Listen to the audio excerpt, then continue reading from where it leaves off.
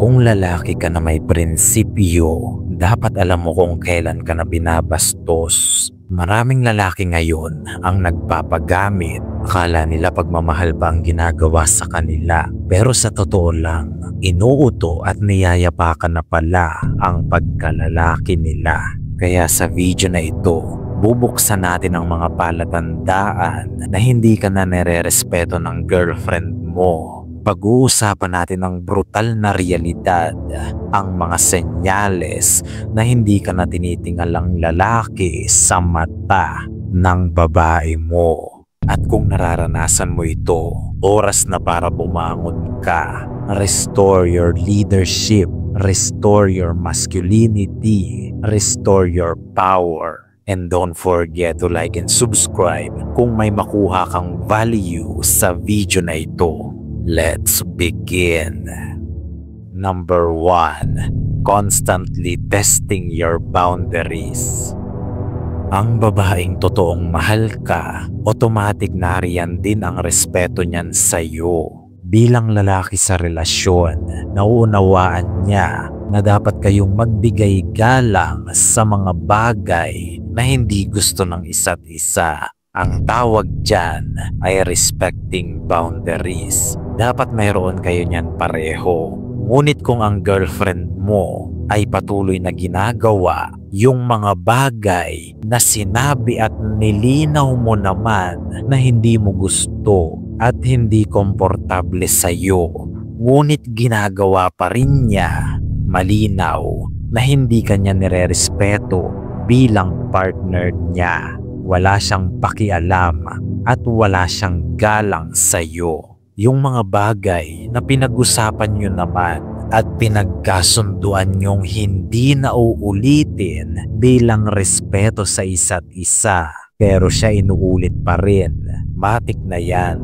Ginagawa niya yan upang subukan kung hanggang saan niya yan magagawa nang hindi nagkakaroon ng consequences mula sa iyo. At kapag pinabayaan mo yan at tinolerate mo lang, diyan na yan tuluyang mawawala ng respeto sa iyo. She will never see you as a man worth respecting. Number 2. Emasculate you in public. May mga mag-partner na sanay na silang nagmumurahan, kesyo pa biro lang at harmless naman ang intentions. Ngunit pangit pa rin ito tingnan. Para kayong mga tambay na may mga ugaling pangkanto. Tapos gagawin sa'yo to ng girlfriend mo sa public. Para sa atensyon o pagpapahanga lang, kalokohan yan. Lalaki ka tapos hahayaan mong ganyanin ka sa publiko, kahiya-hiya ka. You are supposed to lead her. You are supposed to stand as a role model para sa kanya. Dahil ikaw ang magsisilbing reflection niya. Kung anong maging ugali niyan tungo sa'yo, ikaw ang dahilan nun. Kaya kung bastos-bastusin ka niya sa publiko, kahit pa sa pabirong paraan o sarcastic pa man yan, she is already emasculating you at wala kang kaalam-alam. Kawalan na agad ng respeto yan, tatanga-tanga ka. Ito ang tatandaan mo. Ang reputasyon ng partner mo ay reputasyon mo rin. Kaya kung di niya iniingatan ang reputasyon mo, dyan pa lang dapat magising ka na. She does not truly respect you as a man. At yan ang totoo. Number 3. Doesn't value your time.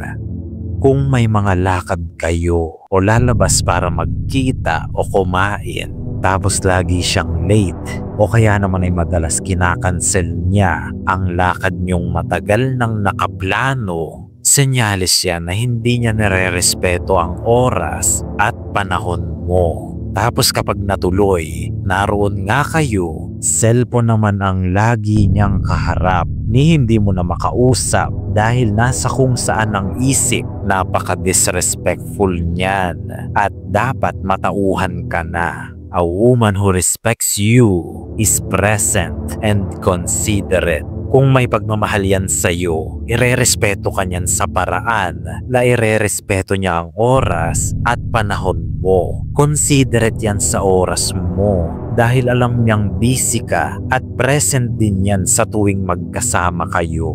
Nasa iyo ang presensya niya, hindi sa kung saan. If she doesn't value your time, she doesn't respect you as a man. At yan ang katotohanan.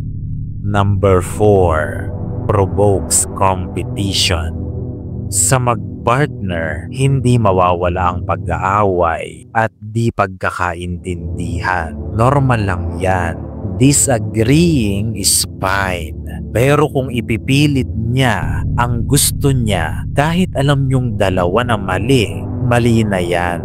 At may mali na sa kanya. Hindi na siya basta nakikipagtalo lang. She is asserting dominance. She is challenging your masculinity. She is competing you, not following you. Dahil ang gusto niya ay maging tama siya para mag-assert ng dominance. Alam niyo naman pareho na mali na ang argumento niya, pero gusto niya tama siya. Hindi na siya nakikipagtalo niyan. Gusto ka na niyang kontrolin sa lagay na yan. Dinodominate ka na niya. Pagkalalaki mo na ang winawalang galang niya dyan. Gumising ka. She is disrespecting your masculinity. Hindi na tama yan. Number 5, manipulates with guilt. Ang mga babae, master manipulator yan. Madalas, ginagamit nila ang kahinaan nila para manipulahin ka. She will cry. She will use her tears or silence. Lahat yan gagawin niya para manipulahin ka. Dahil madalas, imbis na makipag-usap siya sa'yo ng maayos, gagamit yan ng mga emotional tricks para kontrolin ka. Gagawa siya ng paraan para ikaw ang makaramdam ng guilt, para ikaw ang mag-guilty. Napaka-toxic na behavior niyan. At dyan pa lang, makikita mo na agad na hindi niya nire-respeto ang emotional boundaries mo. If she is behaving bad, then manipulates you with guilt, she is disrespecting your emotional boundaries. Tatandaan mo yan. Number 6, your efforts are invisible. Lahat ng magpartner, dumaranas yan ng ilang pagkukulang sa kani-kanilang partner. At normal lang yan. Ngunit kung hindi ka na nire-respeto ng partner mo, mapapansin mo yan sa ganitong paraan. Kung lahat ng ginagawa mo ay parang wala lang sa kanya, walang appreciation kahit konti, wala man lang acknowledgement mula sa kanya, na para bang invisible lahat ng effort mo, idagdag pa yung pinamumukha niya sa'yo na ikaw lagi yung mali. Kahit sinusubukan mo naman ang lahat, malala na yan. Hindi ka na niya nakikita bilang lalaki na karespe-respeto. She is no longer seeing you as a man worth admiring. Critical na ang lagay mo kapag nandito ka na sa puntong ito. Mahirap na yan. Mag-iingat ka. Number 7, talks about other men. Ito ang pinaka-obvious na sign na hindi ka talaga nire-respeto ng girlfriend mo. At maraming lalaki ang bulag sa ganito. Niloloko na pala ng harap-harapan, nagpapakabulag lang. Nagpapakamartir at isinasakripisyo ang pagkalalaki.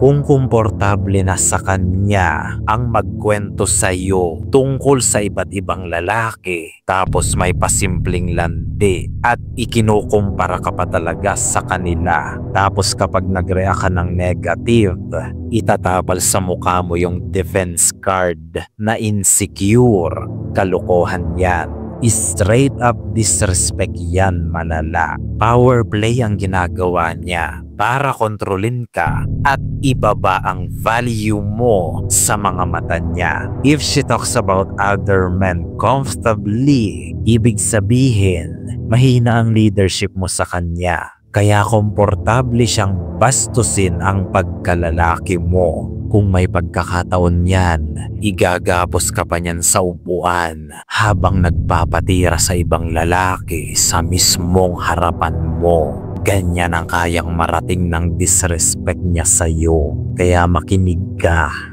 Ang respeto ng babae ay mas matimbang pa sa pagmamahal. Kung hindi ka kayang irespeto ng babae, hindi ka rin yan kayang mahalin ng totoo. Yan lang ang katotohanang dapat mong marinig. At kung gusto mong suportahan ang channel na ito, hit the like and subscribe button. Nawa ang lahat ay makaunawa. Hanggang sa muli nating pagkikita, mga tapat kong kawal.